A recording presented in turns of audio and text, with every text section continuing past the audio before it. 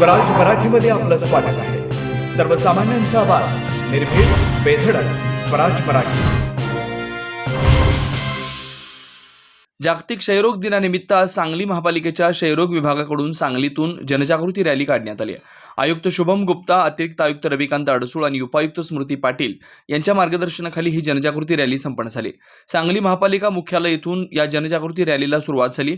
या जनजागृती रॅलीमध्ये टीबी हरेगा, देश जीतेगा अशा घोषणा देण्यात आल्या। तसेच टीबीची लक्षणं दिसल्यास वेळीच उपचार घेण्याचं आवाहन या रॅलीद्वारे करण्यात आलं। रॅलीमध्ये महापालिकेचे वैद्यकीय आरोग्य अधिकारी डॉक्टर वैभव पाटील, शहर क्षयरोग अधिकारी डॉक्टर मंजुषा दोरकर यांच्यासहित विविध महाविद्यालयाचे विद्यार्थी आणि महापालिका शहर व विभागाचे अधिकारी, कर्मचारी सहभागी झाले होते। काँग्रेस भवन येथे या रॅलीची सांगता झाली।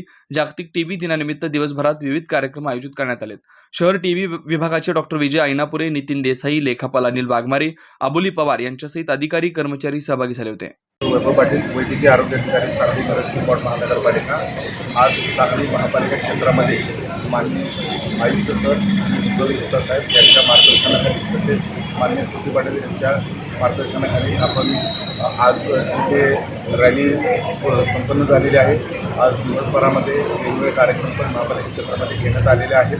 तसेच आज जागतिक क्षयरोग दिनानिमित्त आपण सर्व ठिकाणी जनजागृती करत आहोत। तसेच सर्वांना, नागरिकांना मी विनंती करतो की आपल्याला कोणतीही क्षयरोगाची लक्षणं, उदाहरणार्थ 10 दिवसापेक्षा जास्त असलेला खोकला, अचानक बदलात होणारी घट, संध्याकाळचा येणारा ताप अशा इत्यादी लक्षणं आढळली तर आपण तात्काळ आमच्या सर्व प्राथमिक आरोग्य केंद्र, मनपा, दवाखाने, आरोग्य वर्धिनी केंद्र या ठिकाणी संपर्क करावा।